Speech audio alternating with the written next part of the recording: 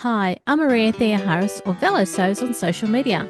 Thanks for watching and listening to Sew Over 50 podcast on Sew Organised Style. Today, Mary Connelly-Gale, the Chief Financial Officer of Days for Girls Australia, is back to update us on their ongoing volunteer work. Sewing is not the only activity Days for Girls Australia does or requires. They don't just provide reusable period products to overcome period poverty, and Mary's going to tell us all about that. Please be aware that we will be talking about some very sensitive topics covered in this episode. Let's watch Mary now. Mary, thank you for coming onto the podcast today to talk about Days for Girls Australia and Days for Girls and how you all fit in. I'm really glad that you made the time. Thanks so much, Maria. It's great to be talking to you again on your podcast. So thank you for the invitation.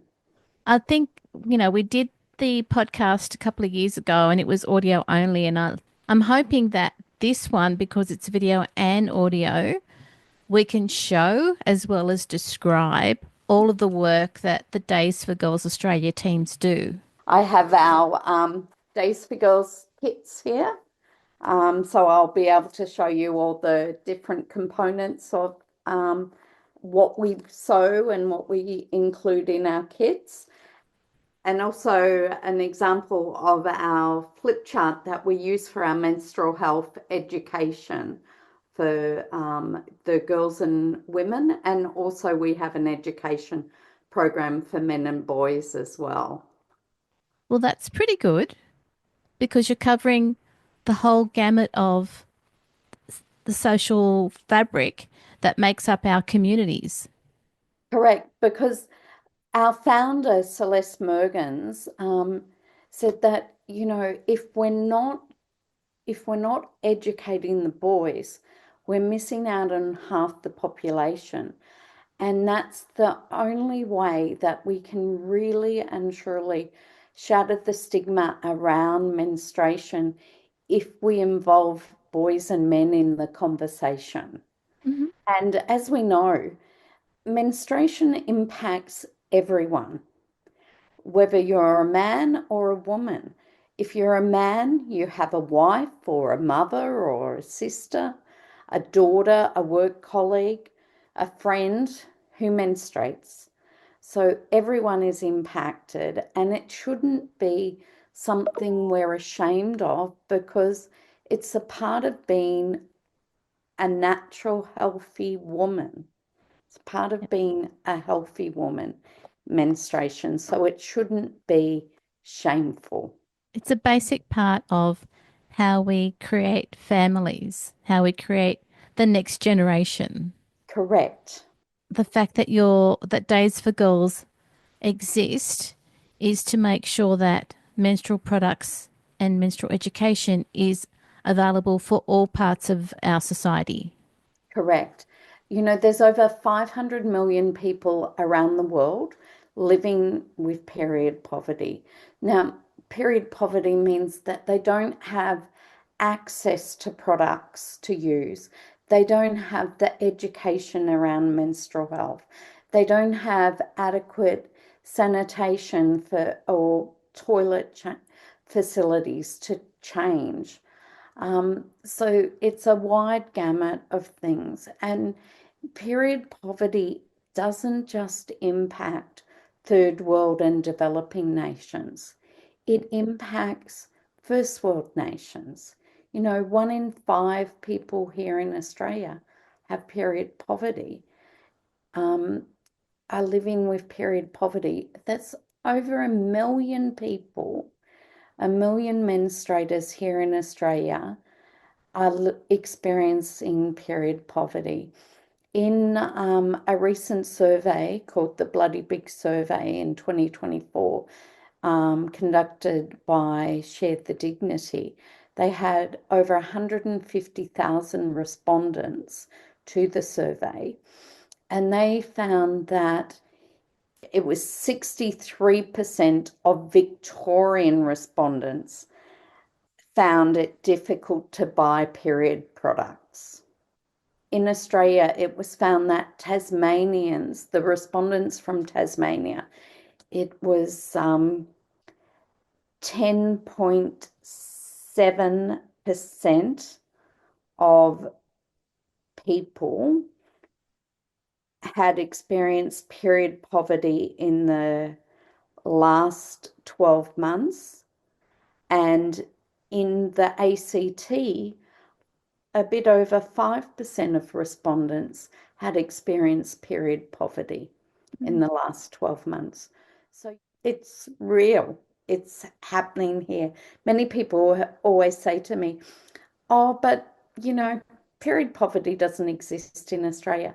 It's one of those silent poverties. Wherever there's poverty, there's period poverty. Yeah. And period poverty affects people's ability to go to school. Correct. I mean, if you don't have um, the right things to use, Yeah. you're not comfortable in participating.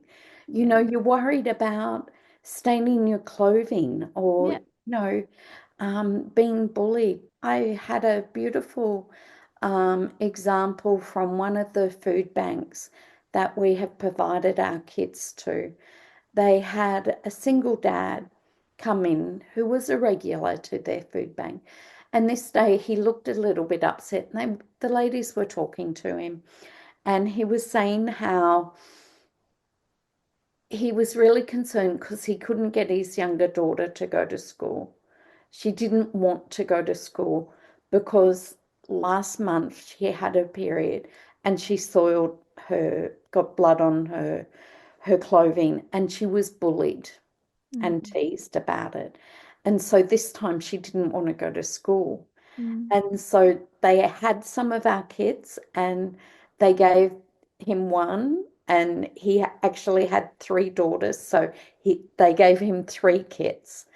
And then and they showed him how to use them and told him how the girls need to look after them and how to use them.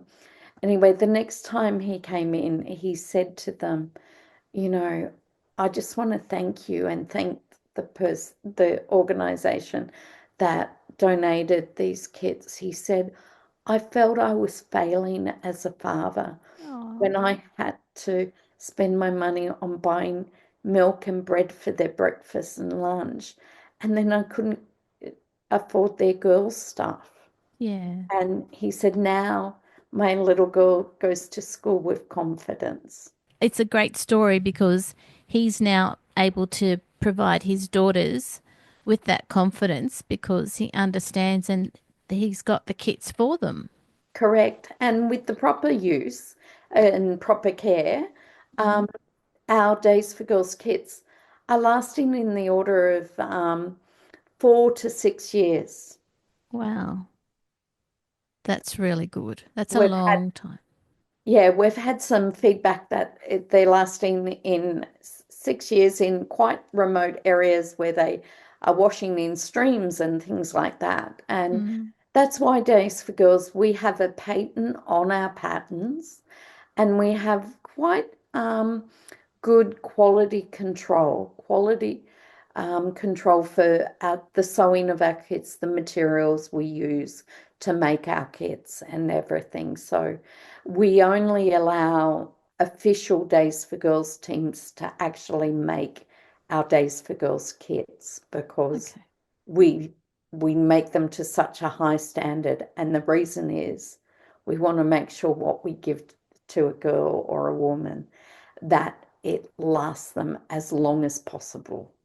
That quality control has is demonstrated by the fact that the kits, as you've said, last between 4 to 6 years. That's a lot. That's a lot of usage. You said you've got some kits there. Should we have a look at them? Yes. So this is what we call our full standard kit, Right? and this is how it comes to a girl. Okay. So it's this is our label.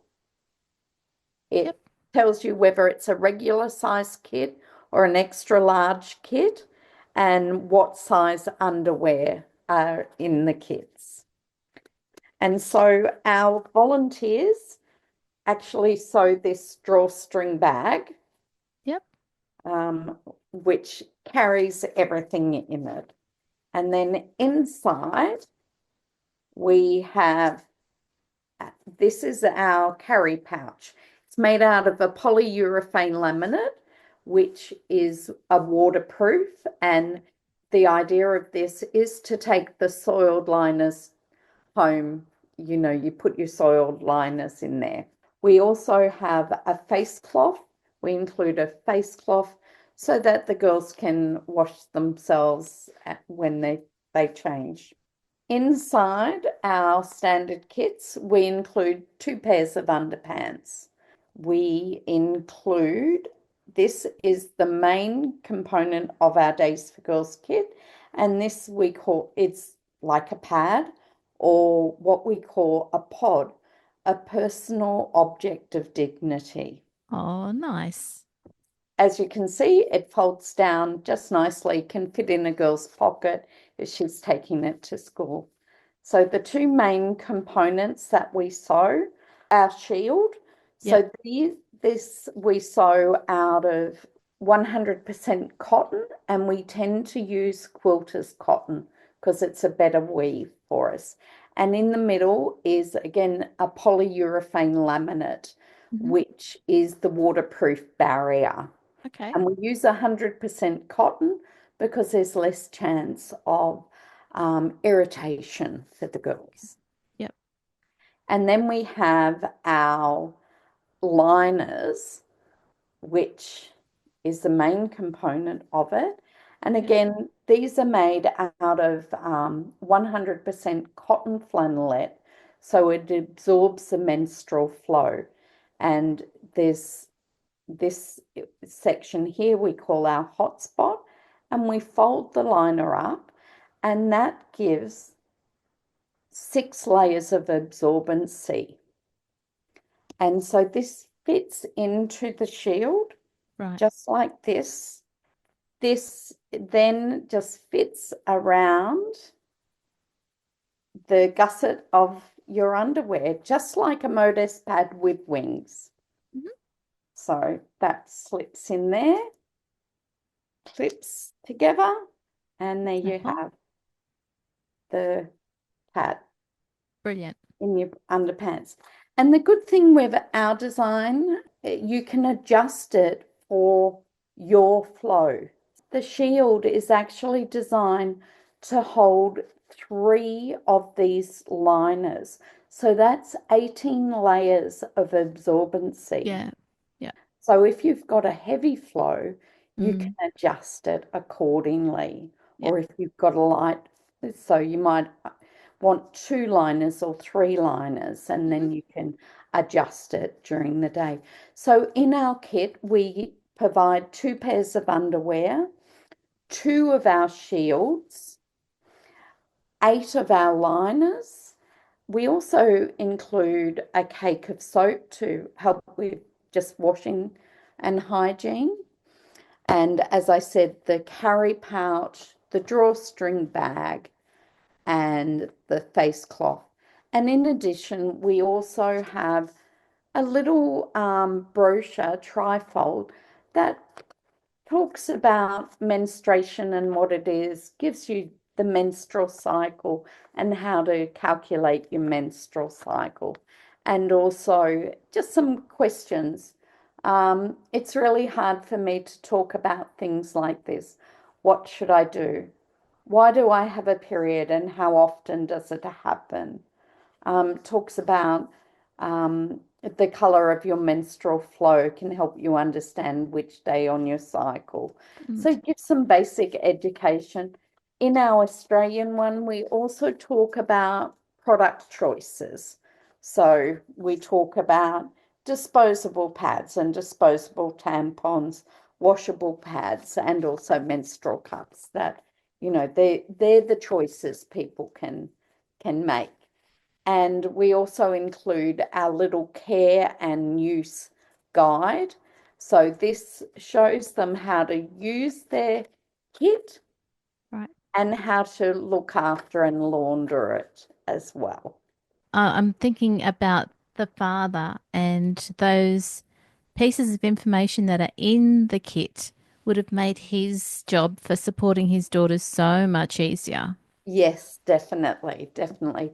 So those are used for our local distributions. In addition, in Australia, our local distributions will Yep. sometimes use what we call our hybrid kit. So what that includes is all the main components. So it includes your two shields and your eight liners and the carry pouch. What it doesn't include is the drawstring bag or the underwear or Right. face cloth. So we'll talk with the receiving agency to determine what's the best Mhm. fit they think for their clientele for the kits. Yep. And all these kits are donated. They cost our teams and chapters around Australia, which we have 81 teams.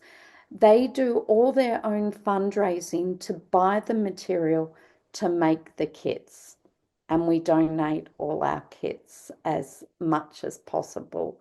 We'll receive donations in exchange for the kits. So we do explain the kits cost around about 22 dollars, 23 dollars to make, depending on how much we can buy the material for. Right. And then we've got a couple of dollars to be able to get them from a team to a collection point on each Okay. kit. And one thing I didn't say is the design of our liners. These were designed really when we were doing a lot, and we still do a lot in developing nations. And this doesn't look like a period product. No, it So doesn't. people are washing it and hanging it on the line, and a lot of places they're communal lines. It does not look like a period product. No, not at all. I mean, it could So be, pretty. yeah, it's pretty, but you could think that it might be, I don't know, something that's used A around the face cloth house. or I know, yeah, yeah. I know. So again, it takes away the stigma of having to deal with periods from the community when you're so close, when you're living so close together. We can't overcome it, but Days for Girls has done a lot of work to make Hmm. sure that the products that the teams are developing save their dignity, save the recipient's dignity. It's correct. Saves their dignity, gives them confidence, Mhm. and lets them participate fully in everyday activities in life.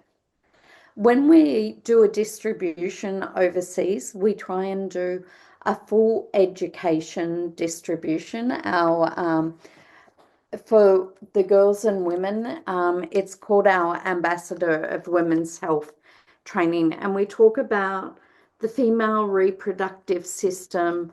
We talk about Okay. male reproduction system, and then we go into the stages of menstruation. When we do a distribution overseas, we have our menstrual health education for girls and women called Ambassador of Women's Health.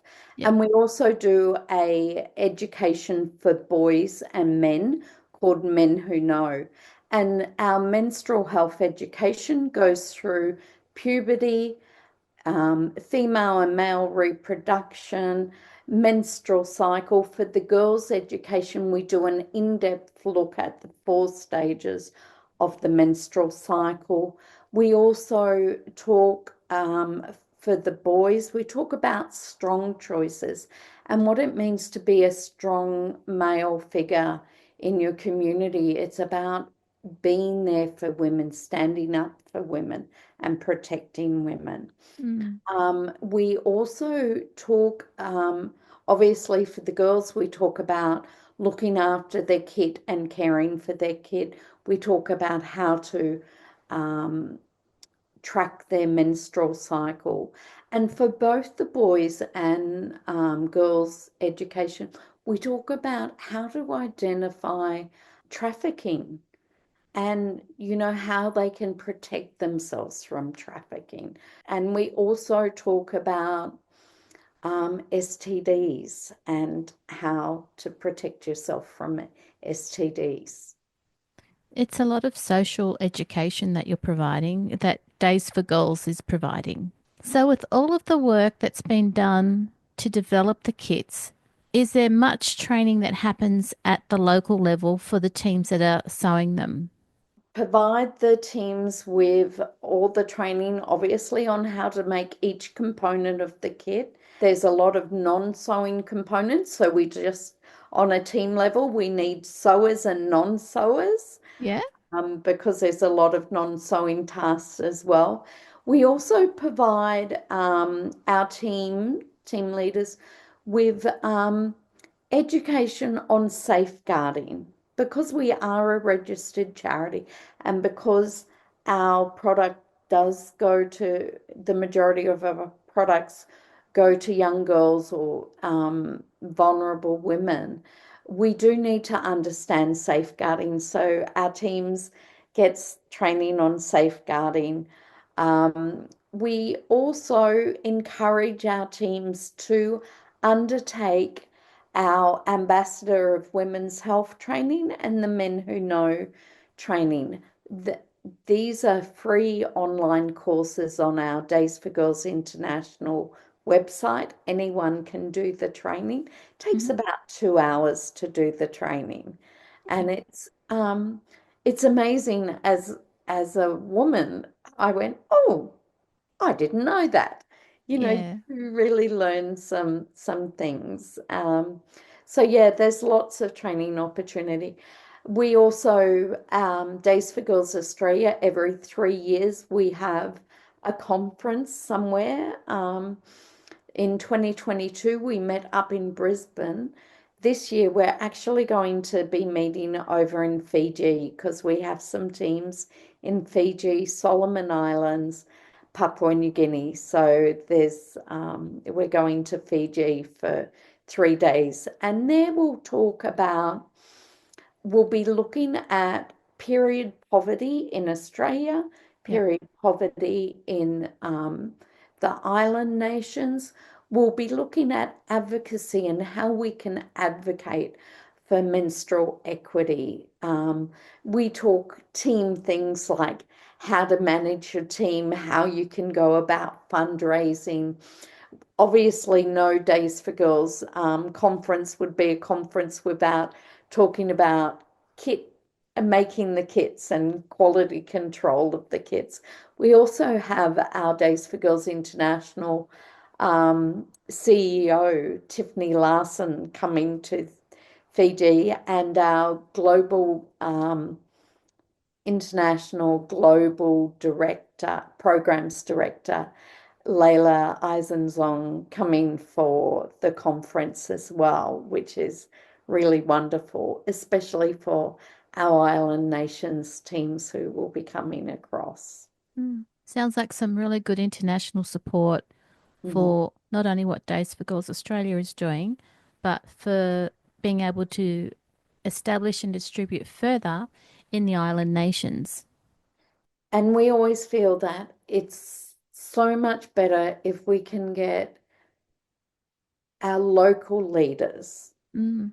to actually be the one leading the programs in their country.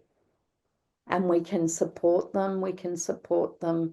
We support our teams in the island nations with trying to get supplies to them Mhm. or additional kits, because they make the kits as well as doing the Mm.